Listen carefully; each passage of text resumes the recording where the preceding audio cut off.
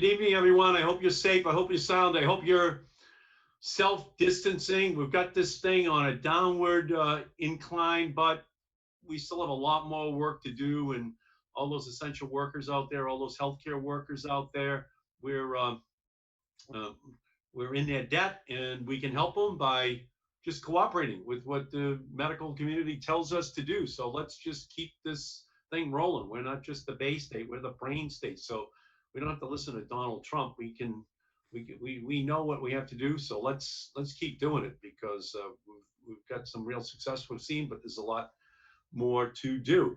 So so this evening we're going to have a great discussion with the mayor of New Bedford, John Mitchell. John Mitchell just does a fabulous job down in New Bedford, and he's a friend of mine. And we have a number of things that we can talk about: fishing, wind, PCBs, but community development, block grants. But but I just want to say, as we're starting, that he's done a wonderful job in managing the coronavirus pandemic and kind of anticipating some of the things that would have to be done in a way that you can see in other parts of the country they did not, especially in the fish processing industry as opposed to the chicken and beef processing plants out in the Midwest, where you can see there wasn't a lot of thought that went into it. But he's done just a great job on just so many of these issues.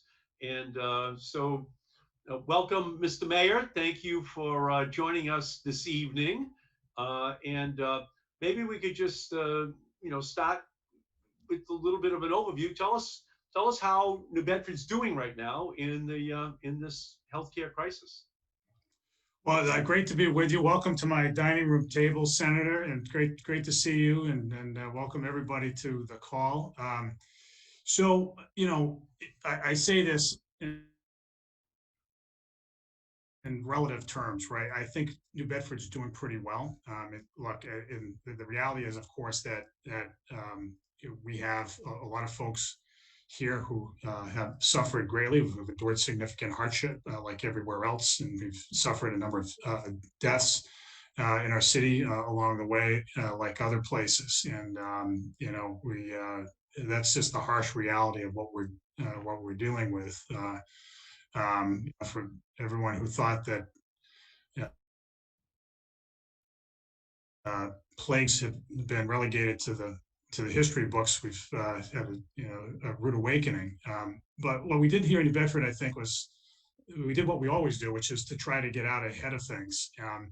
Like you, Senator, I married up. I married a physician, and my wife Ann, who's an oncologist at Dana-Farber, really sensitized me to some of the risks associated with coronavirus very early on. And so we started to pay a lot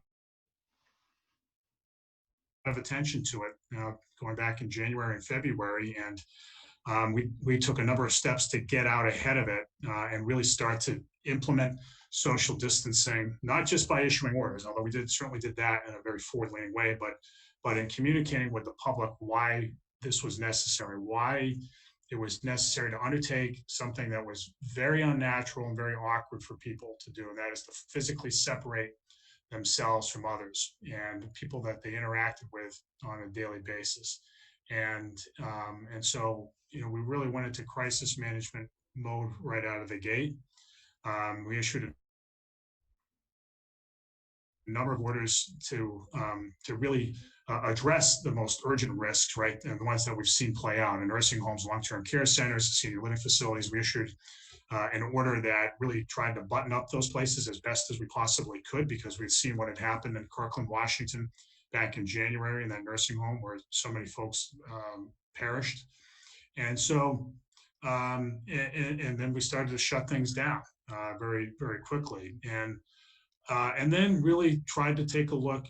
We huddled up. I have a task force that we have in place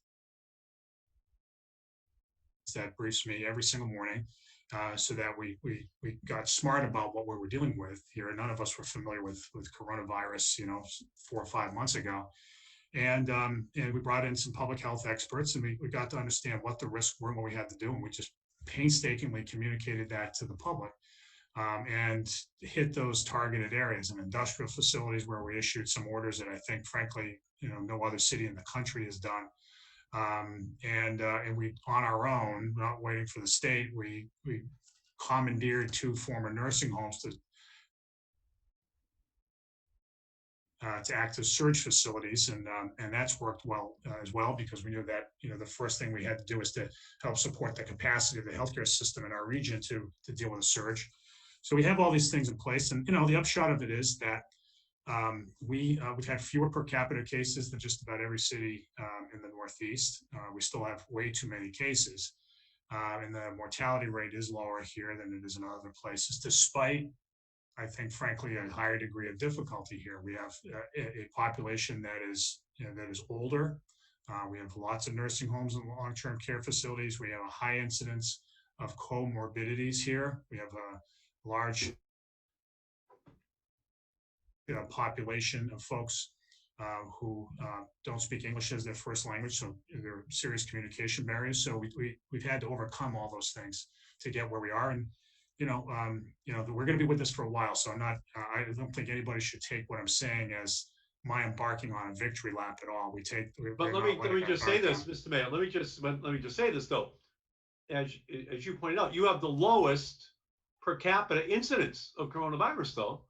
One of them in the Northeast. I think there are a couple of other cities that beat us out, but by and large, despite the higher degree of difficulty here, we've done well thus far. But I say thus far because as you know, we're going to be in it for a while. And you yes, you give a lot of credit to your wife Anne, being a physician, giving you the kind of the Paul Revere early warning on this. And by the way, my wife Susan, who is also a physician and was Assistant Surgeon General of the United States, she told me back in January, we got to get ahead of this. So on January 23rd, I wrote a letter to the Department of Health and Human Services, Donald Trump, saying, give the Senate a briefing on this coronavirus before it hits us. And then on January 27th, I called upon Trump to name a coronavirus czar so that we would be ready to deal with it. And I was the first senator to call for an invocation of the Defense Production Act. Now, not that the president's listening to me, but I just don't want to hear from him that the warnings weren't out there, because you're a perfect example of a leader who heard the public health warnings and acted preemptively to put in place the precautionary measures that could reduce dramatically the impact on your community. So I just wanted to congratulate you. Yeah, no, I watched you do that, and you jumped out ahead of it, and like you and I benefit from having married whom we married, but the medical community does deserve a lot of credit for sounding the alarm bell, and shame on those public officials who didn't hear it, including the guy in the White House. So it's that's what was necessary to for us as a country to keep people safe. And unfortunately, we've seen a patchwork of reactions across cities and states because there hasn't been an overarching tone of leadership coming out of the White House. So when I talked to you, I know more than a month ago, you said that you would like the community development block grant money to go to cities under 500,000 population as well. Right. But in the package that we were able to get passed, even though it went through the state, you got 1.6 million for New Bedford. So can you tell us a little bit about what you did with that $1.6 million inside of the city? Yeah, so it hasn't arrived yet, but we've got designs on it, right? So I think the biggest, so there are a number of holes we'd like to plug, right? So some of the money will go to enhanced testing. Some of it will go to helping the homeless for sure. Some of it will go to, helping, the most vulnerable otherwise. The biggest priority, honestly, right now is providing a backstop for small businesses. We've seen countless small businesses in the city that have had to close up and lay people off, and where our unemployment rate, here in the city went from 4% in February to 24% today, right? It's been a trauma, an economic trauma that is very real and affecting families. And so one of the things that we can do is do everything we can to make sure that those small businesses don't go under by providing them with some liquidity, whether it's very low interest loans or even grants tacked onto loans, whatever it is, so that they have the ability to carry forward and not, run out of time and run out of the ability to pay the bills and have to close up, because once closed up, it's just very hard to start up again. I mean, that, so the CDBG funds in a certain way are really the oxygen, could be used as the oxygen for small businesses. Yeah, So that's the highest priority for us. yeah. The And we appreciate your support. I know that's something that you fought for.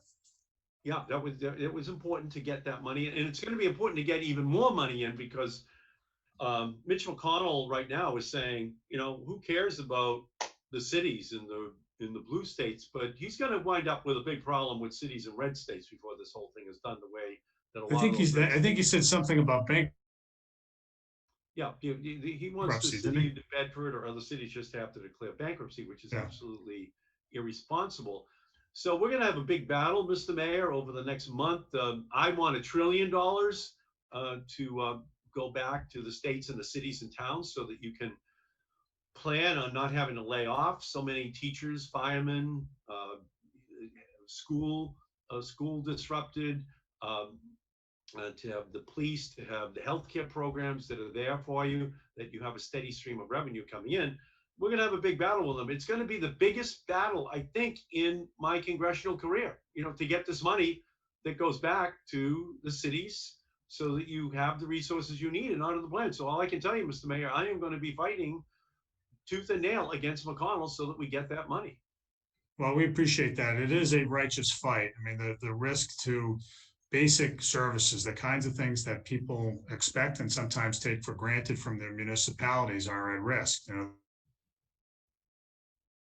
That it is, we don't like to talk about layoffs of firefighters and police officers and teachers and others who provide, the most important services that government offers. But the reality is that that could happen. The drop off in state revenue in particular is going to inhibit the state from providing the level of state aid needed to keep all these things going. And many cities like New Bedford, here in Massachusetts, rely heavily on state aid, and that's, we've seen the state revenue numbers. I mean, they've fallen off the table, and so we've got to be very cognizant of that. And so the work that you're doing to fight that fight will be instrumental. Yeah, and you commented on the fact that on one of my rides back from Washington, I gave you a call to tell you two things. One was that pursuant to the bill that that first CARES package that I worked with Elizabeth Warren to get Senator Sullivan and Senator Murkowski in Alaska to sign off to include $300 million for the fishing industry in the United States. Bill Keating was working over on the House side, and we were successful in getting that money in. I mean, we did that on a bipartisan basis. There are two very conservative Republicans, but Massachusetts and New Bedford's the largest by dollar amount port in the United States, but Alaska is right there with us as a competitor. And so we were able to get that done. And so 28 million of that is going to be going to Massachusetts for our fishing industry, and another $20 million from the United States Department of Agriculture. They're going to be purchasing Atlantic fish, our haddock, our pollock, and for the first time really since the middle of the 1980s. So I worked very hard with Elizabeth and with Bill Keating in order to make that happen. So that's $48 million that's going to be going in to the fishing industry. So how helpful will that be, Mr. Mayor? Well, it's very welcomed. They'll say that. You know what? So, sometimes people, sometimes not everybody understands sort of the economics of the fishing industry like you and I do. But what's happened there essentially is this: with the closures of restaurants in the United States and in Europe, we've seen a huge drop off in demand for fish, for fresh fish. New Bedford's the largest commercial fishing port in the country. It does almost 10% of the country's landings, about 70% of Massachusetts's landings, and we know that about 2/3 of fresh fish landed in the United States is sold in restaurants. So when all the restaurants close up, there isn't a market for that fish. And so the prices have plummeted to a point where it isn't profitable for many boat owners to send their boats out on trips. So that puts fishermen out of work. And that's tough. It reverberates in their families and across the city and region. And so, propping up that market at the right time is really important. And that's, the USDA funding, the USDA purchase is a card well played in that way because it ensures a market for certain species. And then, the Fisheries Relief Fund too is significant. It's a significant amount of money, and it'll enable it'll enable a lot of these fishing businesses to be backstopped. People have loans on their fishing boat owners have loans on their boats that are significant. They're like house mortgages, and when you lose your job, it's hard to pay your mortgage. And when you're not fishing, it's hard to pay the loan on your fishing boat. And so being able to do that will enable them to work through this time we're in right now. And we know that restaurants are going to start to open up again. We've seen it in most states. It's going to happen in Massachusetts probably in the next 3 weeks, 2 or 3 weeks or so.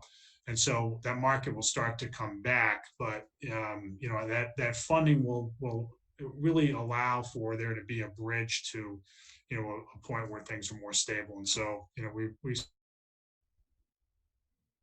certainly appreciate your support in making that happen, and working across the aisle with the two senators in Alaska. Alaska and Massachusetts are the leading fishing states in the country. They have two Republican senators. We have two Democratic senators, and you guys worked across the aisle very effectively on that one. Yeah, and maybe we could maybe just do a little bit of an update here. About a little more than a year ago, you and I were talking, and you were saying how much you would want kind of a grant from the federal government, from the Department of Transportation, in order to deal with a siting area for the wind industry down in New Bedford, 60 more berths for the fishing industry down in New Bedford, and as well more money for the cleanup of the PCBs out in the harbor. So we talked, and I called the Secretary of Transportation, Elaine Chao, and I said I would like you to earmark that 15 million for New Bedford. And so maybe you could give us a little bit of an update on how those projects are going in New Bedford right now. Yeah, so that's a good project. So what you're referring to is what we call here the North Terminal project. So and this just to step back and sort of put it into some context. So I love my city, and my job as mayor is to really to take it to the proverbial next level, right, and to make it a really vibrant place. And you can't do that unless you have an economy that can grow sustainably over time, as we all know that. But to do that, you've got to exploit, you've got to make the most of the city's inherent advantages, and we all operate in a global economy, and places that can't compete effectively won't be able to provide for their residents. And so our biggest advantage is lie with the ocean, right, as the biggest commercial fishing port, but also a huge recreational port, as well as a soon to be very prominent offshore wind port. So our strategy in effect is to build up the industrial capacity of the port, right, the piers and everything else associated with them, all the infrastructure, and then to really allow the industry to grow and to evolve into a more knowledge-based set of industries. But building it out, it's almost like a Bill Belichick defense. You got to start with the basics. You got to start with the nose guard and work your way out, right? So that's kind of what we do. So we're building out the infrastructure of the port, the piers. That to have available, effective infrastructure means a lot to every maritime industry. So, but the funding, getting that funding is tough, and so we've been working for a number of years to try to figure out how to capture federal funding for this North Terminal project, which would serve both fishing and offshore wind. And it's about an 800 foot to between 800 and 900 foot long pier that can be used for a whole host of purposes and support a number of jobs and attract investment to the waterfront. And so the missing piece was just getting that slug of federal money to make it happen, and that's where you came in.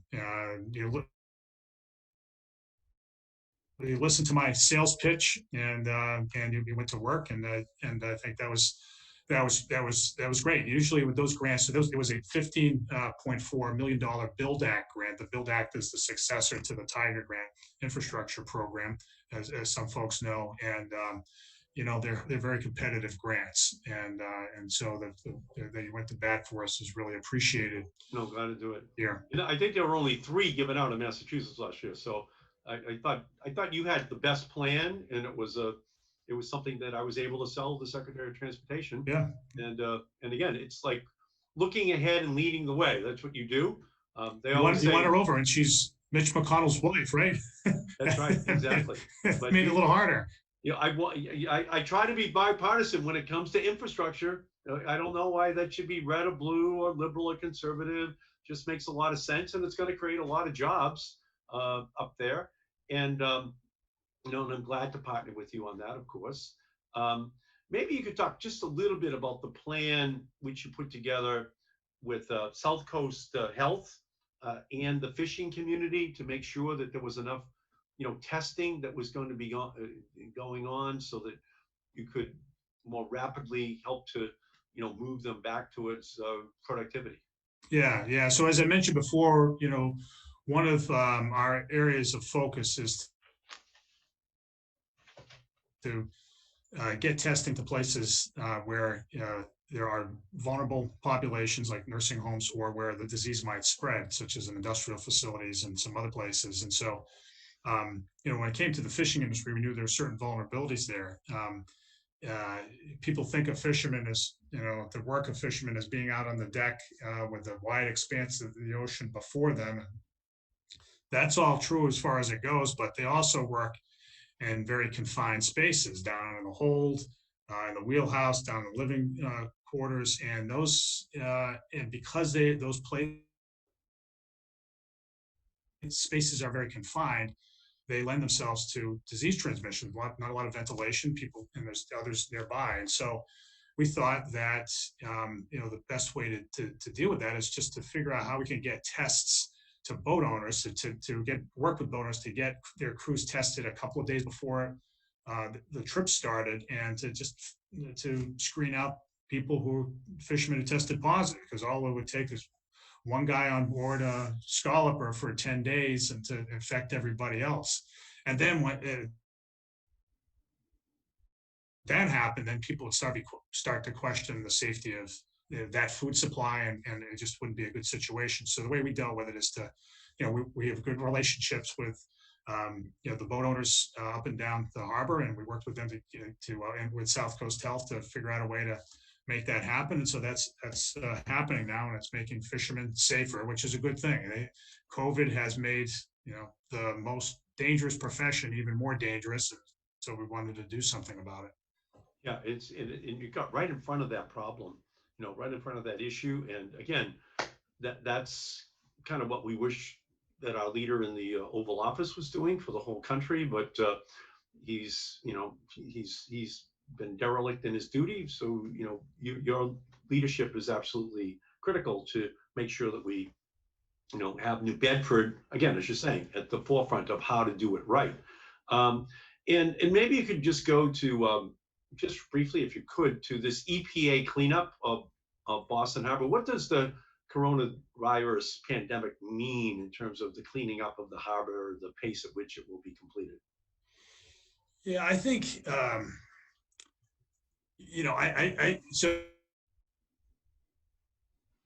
it's an important project. So New Bedford Harbor was America's first marine Superfund site, and which is a dubious distinction. There were two electric capacitor manufacturers that were situated right on the harbor that for 4 decades dumped PCB laden waste into the harbor and caused a huge mess. It doesn't affect fishing, right, because the fish are caught way offshore, but it certainly has affected the city and its ability to, in the region, to interact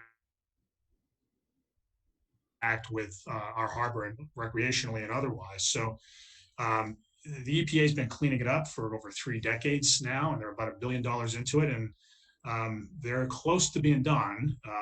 It's they've taken out about 95% of the contaminants from the harbor, and they've been disposed of in various ways, some through CAD cells in the harbor. The most contaminated material has been shipped off by rail to a landfill in Michigan. But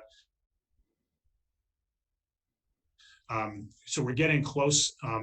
We're still going to need money. We're still going to need some funding to do the last 5%, because the last 5% in particular is what people see the most. It's all the stuff along the shoreline and the north end of the city where we want to build a river walk. So your support for CERCLA or Superfund funding will be, as you have over the years, will continue to be important. Yeah, I was sitting next to Al Gore and others, back in the early 1980s when we created the Superfund plan on the committee on which I sat. It didn't exist, and again, it was just a reflection of how too many industrial era companies just used the land and the water as their personal dumping ground, so that they could cut costs as a company in terms of taking care of all this waste. But then they just shifted the whole problem over to the public sector. They shifted it over to an impact on the fishing industry, on the tourism industry, and so hopefully we're going to be able to look back and see that there ever was such a time that companies could do that.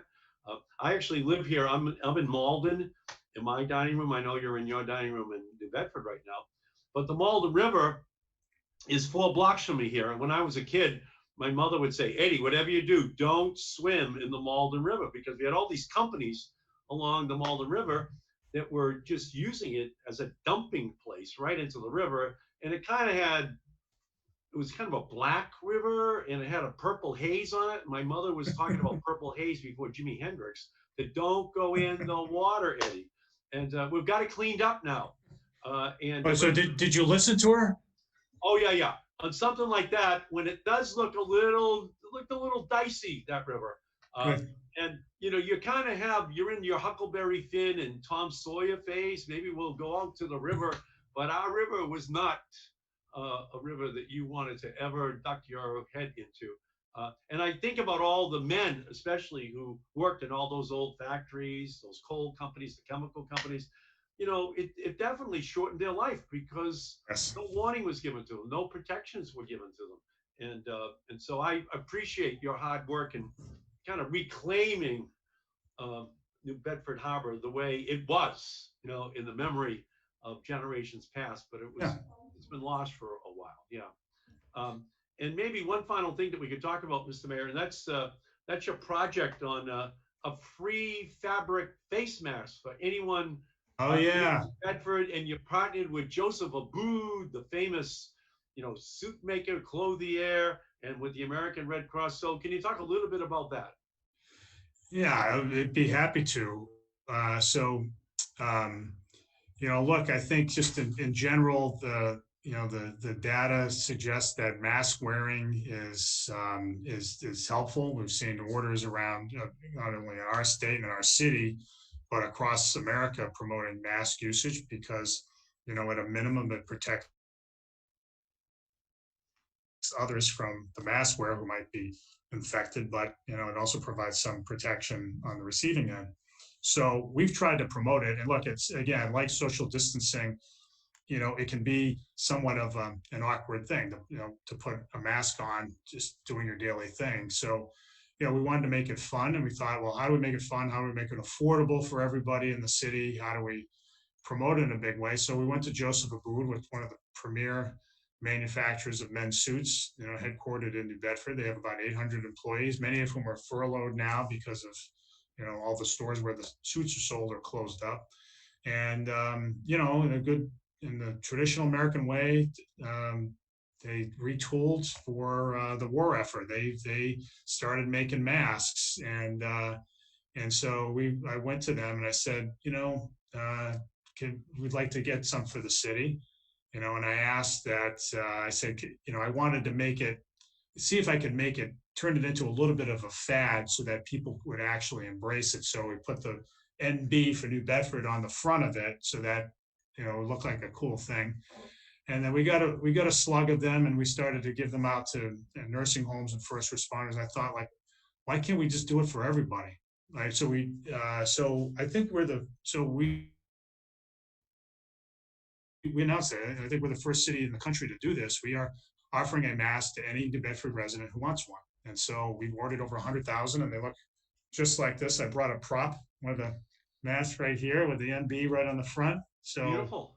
you know, effective and fashionable. And we don't, we don't want anybody to be under any illusions that that cotton masks are as good as N95 masks. They're not. If you have an N95 mask, go ahead and wear that. But wearing a cotton mask is better than not wearing a mask at all, and provides some protection, according to all the studies that have come out in the last few months. So look, we think it's a great thing to promote. We'll save you a couple of masks. We ordered 113,000, Fabulous. so we'll have a few spares. So make sure that you and Susan can get your own. No, I would love to have a Joseph Abboud face mask. I mean, that is the height of, Oh yeah, very stylish. They come in single-breasted and double-breasted versions. Very, very classy. When I was at Malden Catholic growing up, we were at the height of the Latin era in the Catholic Church, and so if you found something that was important in a history or a English book, that you'd always put NB there for note bene, note bene, yeah, note well, NB. So if you looked at all my old textbooks, NB, NB, NB, but now NB means something different. It means New Bedford. You got it. Now that everybody's forgotten their Latin, yes, it's New Bedford. And I would say NB, NB, note well, New Bedford. It's doing great under your leadership, Mr. Mayor. Thank you so much for being with us tonight. Well, I appreciate it. And thanks for all of your support and our efforts. We've really partnered well and over the years, and this is the most critical time right now to be doing just that. So thank you. Yeah, love partnering with you, because you know that anything that goes to New Bedford is going to be used well. Absolutely. So thank you, Mr. Mayor. My best to Dr. Ann and to everyone down there in New Bedford. Stay safe and well, and anything you need, please give me a call. And everyone watching, thanks for being on here tonight. We'll see you tomorrow. And we've got to just keep being safe, being smart, and we'll come out of this.